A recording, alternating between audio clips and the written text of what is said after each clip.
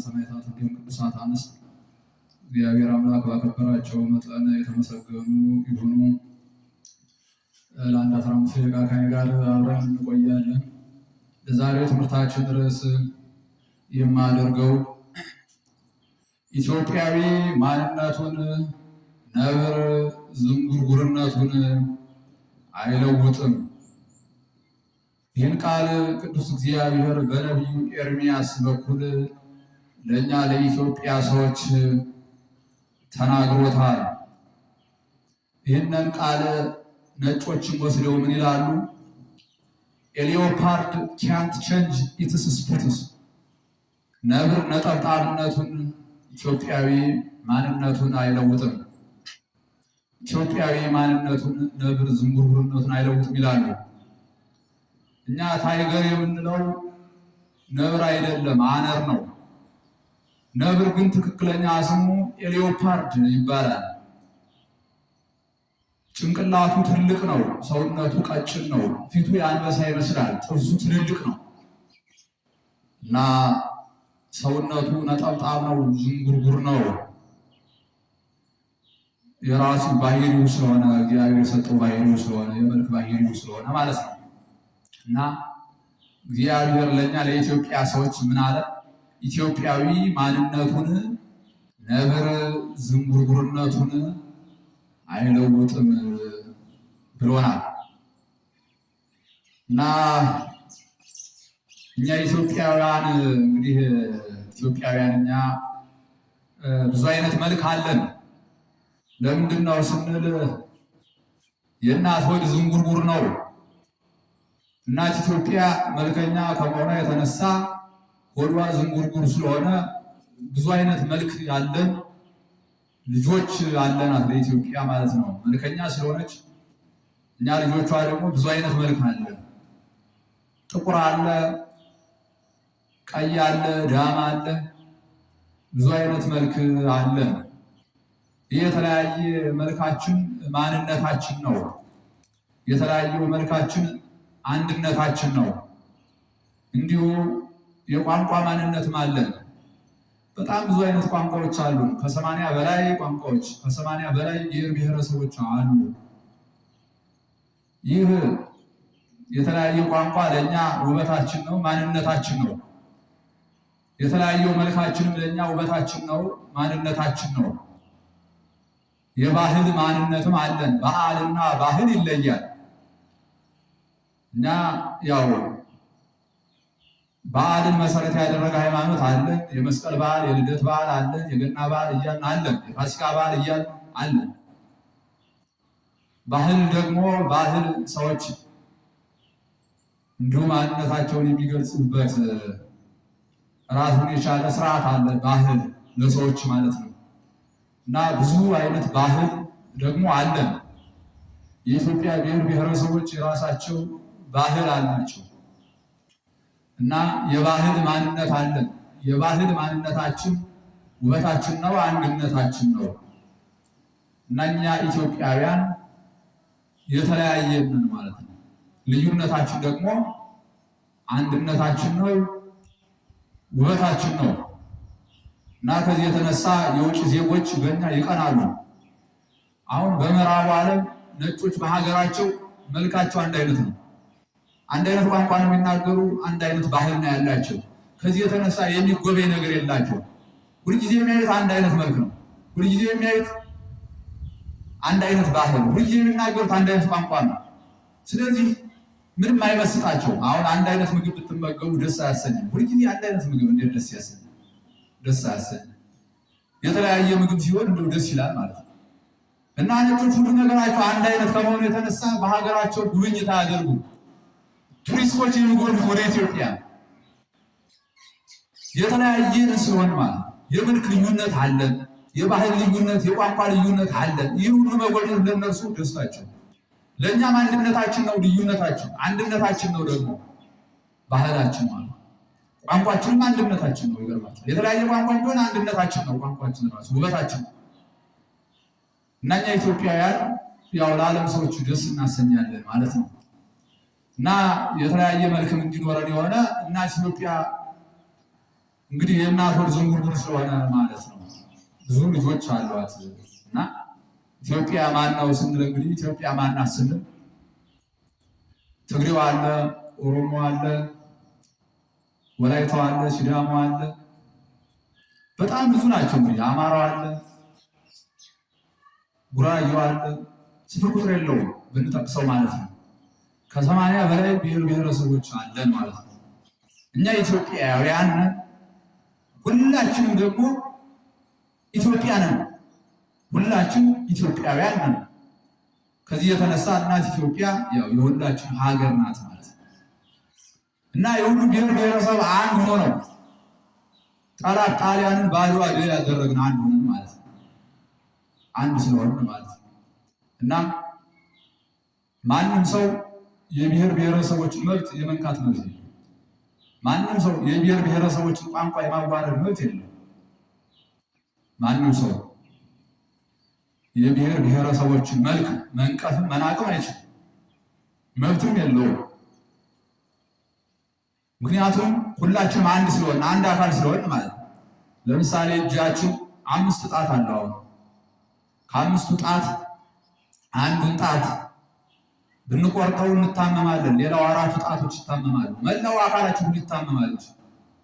ከኢትዮጵያ ብሔር ብሔረሰብ አንዱን ብንለየው እንታመማለን። ከ5ቱ የእጅ ጣታውን አንዱን ብናጎለው የእጃችን ውበት ይጎላል ማለት ነው። ወይም ከአካላችን አንድ አካላችን ቢጎል የአካላችን ውበት ምን ይሆናል? ይጎላል ማለት ነው። ከኢትዮጵያ ብሔር ብሔረሰቦች አንዱን ብንለየው ከውበት እንጎላለን፣ ውበት አይኖርም። የኛ ውበታችን አንድነታችን፣ ፍቅራችን ነው፣ መተሳሰባችን፣ መረዳዳታችን፣ መተዛዘናችን፣ ይሄ አብሮ መብላት አብሮ መጠጣት ይህ ለኛ ውበታችን። ከ5ቱ ጣታው አንዱን ብናጎለው እጁ ሙሉ ስራ መስራት አይችልም፣ ሙሉ መጨበጥ አይችልም፣ ሙሉ ዕቃ ማንሳት አይችልም፣ ደካማ ይሆናል ማለት ነው። ከኢትዮጵያ ብሔር ብሔረሰብ አንዱን ብንለየው ኃይል የለንም፣ ጉልበት የለንም፣ አቅም አይኖረንም፣ ስራ መስራት አንችልም፣ ሀገር መገንባት ትውልድ ማስቀጠል ሀገር ማልማት አይቻልም ማለት ነው። ስለዚህ ኢትዮጵያን አንድ ማድረግ ተገቢ ነው። እኛ ኢትዮጵያውያን አንድ ልንሆን ይገባል። በመካከላችን በሃይማኖት ሽፋን፣ በቋንቋ ሽፋን፣ በጎሳ ሽፋን፣ በመልክ ሽፋን፣ በፖለቲካ ሽፋን በመካከላችን ዘረኝነት የሚነዙ ጥላቻንን የሚያስተምሩ መገፋፋትን መገዳደልን የሚያስተምሩ ጥቃቅን ቀበሮችን እያጠመድን መያዝ ይገባል። በእኛም ያሉ ጥቃቅን ቀበሮችን አጥምደን መያዝ አለን። እናንተ ሙስሊም ወገኖቻችን በእናንተ መካከል ጥላቻን መገዳደልን የሚያስተምሩ ጥቃቅን ቀበሮችን አጥምዳችሁ መያዝ፣ ደባ እንዲገዙ ማድረግ አለባችሁ። ስርዓት ማስያዝ አለባችሁ። እኔ እንግዲህ እናንተ ታላላቅ መምህራን ሰው ግደሉ ብለው እንደማያስተምሩ ነው እኔ የማምነው። የእናንተ ታላላቅ መጻሕፍትም ሰው ግደሉ አይሉም ብዬ እኔ አስባለሁ። ነገር ግን በእናንተ ስር ሆነው ለምሳሌ በራሳቸው ደብተር ለቅልቀው ሰው ግደል ይላል እግዚአብሔር ብለው መርዝ ትምህርት የሚያስተምሯችሁ ጥቃቅን ቀበሮች ይኖራሉ። እነሱ እንዳትቀበሉ እግዚአብሔር ሰው ግደል ስለማይል ማለት ነው። በእናንተ ሙሳ የምትሉት በእኛ ነቢዩ ሙሴ 5 መጻሕፍት አሉት። 5ቱ ብሔረ ኦሪት የምንላቸው የሕግ መጻሕፍት አሉ 5ቱ ማለት ነው። እነዚያን በጠቅላላ ስትመለከቱ የሰው ልጆች መብት መከበር እንዳለበት እግዚአብሔር በዚያ በጠቅላላ ይናገራል። ስለ ሰው ልጆች መብት ብቻ ነው የሚናገረው። አትግደል በማለት፣ አትስረቅ በማለት፣ አታመንዝር፣ የሰውን አትመኝ፣ ሰው አትግደል፣ ደም አታፍስ እያለ፣ ቋንጃ አትቁረጥ እያለ፣ የሰው የሆነን ነገር አትመኝ፣ ሰው አታፈናቅል፣ አትዝረፍ፣ አትቀማ እያለ ክፉ ነገሮች ሁሉ ማድረግ እንዳይገባል የክፋት አይነቶች ሁሉ እዚያ ላይ ይጠቅሳል፣ ይዘረዘራል። የሰው መብት መከበር እንዳለበት ማለት ነው።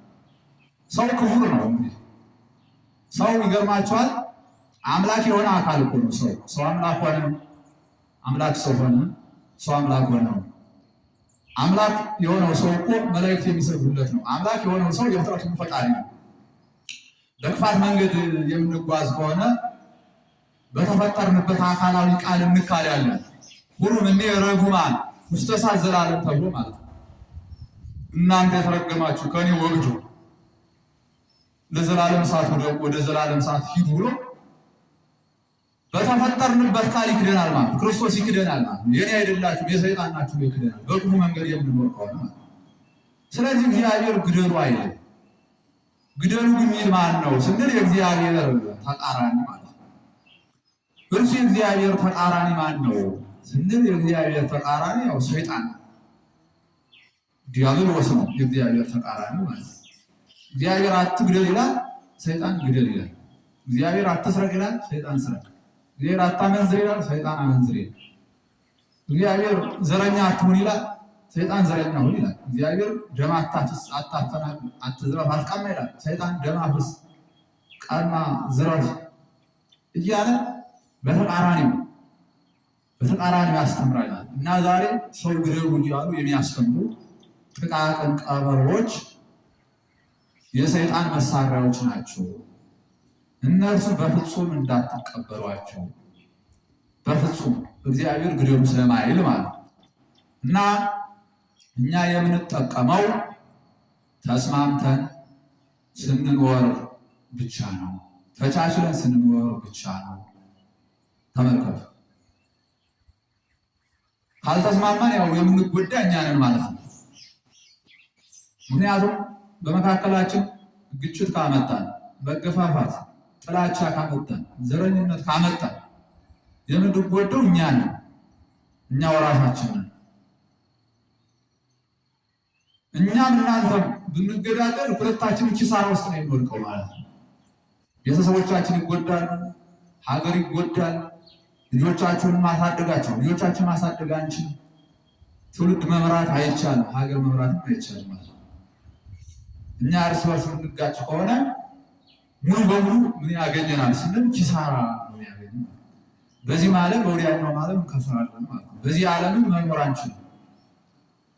እንዲሁ ያየነውን እንዳንበላ እንዳንጠጣ ነው የምንሆን ማለት ነው። በመከራ እንኖራለን፣ በስቃይ በፍዳ ነው የምንኖር። አንጠቀም፣ እንሞታለን፣ እንገደላለን።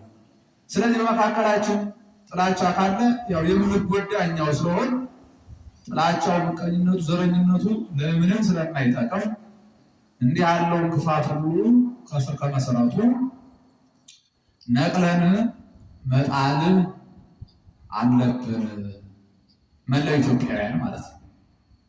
ምክንያቱም ራስ ወዳድ መሆን የለብን። አሁን እናንተ ወገኖቻችን እንዲሁ ሃይማኖትን ሽፋን በማድረግ ለምሳሌ የኛ ሃይማኖት ተከታዮች በቁጥር አናሳ የሆኑበት በእናንተ በምትኖሩበት ቦታ ሊኖሩ ይችላል። እነርሱም ብትቃወሙ በእናንተ ደግሞ በሃይማኖት በእናንተ እምነት አንድ የሆኑ ወገኖቻችሁ ደግሞ ክርስቲያኖች በሚበዙበት ቦታ ሊኖሩ ይችላል። አፍንጫን ሲነኩት ዓይን እንደሚያለቅስ እናንተም በሃይማኖት የሰው ወገን የሆኑትን ስትነኩ በሃይማኖት የእናንተ ወገኖች በሌላ ቦታ ይነካሉ ማለት ነው። ያን ነው ማሰብ የሚገባል። ራስ ወዳድ መሆን አይገባል። እና እናት ሀገር ኢትዮጵያ የኖረች ያው በፍቅር ነው፣ በሰላም ነው፣ በመተሳሰብ በመተዛዘን በአንድነት ነው ስትኖር የቆየች ማለት ነው። ዛሬ ግን ያው በመካከላችን ጥላቻን የሚዘሩ አሉ፣ ዘረኝነትን የሚዘሩ አሉ፣ ክፉ ነገርን የሚዘሩ እንክርዳድ የሚዘሩብን ብዙዎች አሉ። በፖለቲካ ቢሆን ፖለቲካን ሽፋን አድርገው፣ ሃይማኖት ሽፋን አድርገው፣ ጎሳን ቋንቋን ሽፋን አድርገው በመካከላችን እንክርዳድ የሚዘሩ አሉ። እንደነገርኳችሁ ሁሉ አሁን ቋንቋ ቢሆን እኮ መግባቢያ ነው፣ እኛ የምንግባባበት ነው። አንዱ ቋንቋ ከአንዱ ቋንቋ የሚያንስበት ምክንያት የለው። ሌላ የቋንቋን እኩልነትን ሲያሳይ እኮ ሰዎች በቋንቋ መገልገል መማር እንዲገባቸው ራሱ ሲናገር ለሐዋርያት 72 ቋንቋ ነበር የገለጸ። ይገርማቸው 72 ቋንቋ ገልጾ ወ ማህበረሰብ ሁሉ አጽናፈ ዓለም ስበክ ወንጌለ መንግስት ይህን የመንግስት ወንጌል የኔን ወንጌል ለዓለም ሁሉ አዳርሱ ብሎ 72 ቋንቋ ነበር የገለጸላቸው። በቋንቋቸው እንዲማሩ ማለት ነው። ሰው የራሱን ቋንቋ በማይችሉ ሰዎች ቦታ ሂዶ በራሱ ቋንቋ ቢናገር የራሱን ቋንቋ ቢያንጸባርቅ ምንም ጥቅም የለውም፣ አይረዱትም ሰዎች። ጌታ ግን ከቋንቋ አልፎ ለሰው ሲያስተምር በጣም የሚደንቅ ሁኔታ ምሳሌ ብዙ እየተጠቀመ ነው። ለሰዎች ግልጽ ቢሆን ትምህርቱ ለገበሬዎች በእርሻ በዘር እየመሰለ ለሴቶች በዱቄት በእርሾ እየመሰለ ማለት እና ዛሬ እብነ በረድ በመውደድ ከተማ በመውደድ እንዲው ካፋፍ በታች አንወርድም ብላችሁ ስንቱን ለክደት የምታስበሉ ሰዎች አላችሁ። የእናንተን የመምህራንን ቅጣት ግን እግዚአብሔር ይፈልጋል። የሚፈልገው እንዴት ነው? ጌታ መጀመሪያ ሆሮ መሐሩ ሰኩሉ አጽናፈ ዓለም ስበኩ ወንጌለ መንግሥት ብሎ ነው። ዓለምን ዙራችሁ ይህን የመንግስት ወንጌል የኔን ወንጌል አስተምሩ ብሎ ነበር ያዘዘ። ዛሬ ከከተማም አይወጡ ከእብነ በረዱ አይወጡ። እንዲሁ በእብነ በረዱ በዚያ ማንጸባረቅ ነው ከተማ ውስጥ ማለት ነው። ካፋፍ በታች ግን በክደት የሚበላው ስንት ነው? ስንቶች ማለት ቤተክርስቲያን እኮ እንዴት ናት? በሳር ብትሰራ እንዲሁ በቅጠል ብትሰራ በጭቃ ብትሰራ በእንጨት ብትሰራ በወርቅ ብትሰራ ቤተክርስቲያን አሐቲ ናት፣ አንዲት ናት፣ ምንም ልዩነት የላትም። ታዲያ ወርዶ ካፋፍ በታች ማስተማር ይገባል። ሰዎችን ሁሉ እንዲገባቸው በቋንቋቸው ማስተማር ይገባል። ሊገባቸው ይግባቸው፣ ባይገባቸው የራሳቸው ጉዳይ ብሎ የራሱን ቋንቋ ብቻ እያንጸባረቀ በራሱ ቋንቋ የሚያስተምር ሰው የክርስቶስ ጠላት ነው። ክርስቶስ 72 ቋንቋ ገልጾ ለሐዋርያት በዘመኑ የነበረው 72 ቋንቋ በዚህ ዓለምን አስተምሩ ብሎ ነው ያዘዘ። እናት ኢትዮጵያ በጣም የሚገርመው ከ80 በላይ ቋንቋ አላት። በጣም ድንቅ የሆነች ሀገር ማለት ነው። ለእነዚያ ሁሉ ግን ትምህርት ይደርሳል ወይ? በተለያየ ቤተ እምነት ውስጥ ያላችሁ መምህራንስ እንዲሁ ይህን ትውልድ የሐሰት ትምህርት መዝራት ሳይሆን ትውልዱን እንዲሁ ስለ ሀገር ፍቅር ታስተምራላችሁ፣ አንድ እንዲሆኑ እንዲስማሙ እንዲሁ ተዋደው እንዲኖሩ ታስተምራላችሁ፣ ከዘረኝነት ነፃ እንዲሆኑ ከክፋት ነፃ እንዲሆኑ ታስተምራላችሁ ወይ? እና ከኛ ምን ይጠበቃል ሲባል ጌታችን እንዳዘዘ ካፋፍ በታች ወርዶ ያልተማረውን ሕዝብ በትምህርት መቀየር ያስፈልጋል። ዘረኝነት የሚያፈራው ከዘረኝነት እንዲጸዳ፣ የሚገድለውን ከመግደል እንዲጸዳ፣ ክፋትን የሚሰራው ሁሉ ከክፋት እንዲጸዳ ማስተማር እንጂ በክፉ መንገድ እንዲሄድ ክፋትን እንዲሰራ የእርሾ ትምህርት፣ የክደት ትምህርት፣ የጥላቻ የዘረኝነት ትምህርት በሕዝብ ላይ መዝራት በጣም ነውር ነው። ስለዚህ ሁላችን የኢትዮጵያ ሰዎች አንድ ሁነን እናት ሀገር ኢትዮጵያ መምራት ይገባናል። ሲጀመር መንግስት ህዝብ ነው። ሲጀመር ማለት የማይሆኑ ሰዎችን ስርዓት ማስያዝ ይገባናል። ኃይል የህዝብ ስለሆነ ማለት ነው። በስርዓት መጓዝ አለብን። ስለዚህ እንዋደድ፣ እንፋቀር፣ አንድ እንሆን፣ አንገዳደል። በእግዚአብሔር ዘንድ የተጠላ ነው። ብንገዳደል የምንጎዳ እኛ ነን። ተባብረን ተስማምተን ተቻችለን ብንኖር ደግሞ የምንጠቀም እኛ ነን እና ኢትዮጵያዊ ማንነቱን ዝንጉርጉርነቱን አይለውጥም ተብሎ ተነግሮልን ነበረ እና ዛሬ ግን ሁላችን ማንነታችን እየለወጥን አውሬ እየሆን እንገኛለን ማለት ነው እና አውሬነትን እንተውና አንድ ሆነን ተስማምተን በፍቅር ብንኖር ይሻላል። ያለበለዚያ ግን ሁላችንም ኪሳራ ይገጥመናል። የሞት ኪሳራ፣ የህይወት ኪሳራ ይገጥመናልና ክፋቱን ነገር ሁሉ እንተውና ተስማምተን በፍቅር በአንድነት እንኑር። የኢትዮጵያ ብሔር ብሔረሰብ የምላችሁ ነው። ሰዓት የለንም። ወስመልገ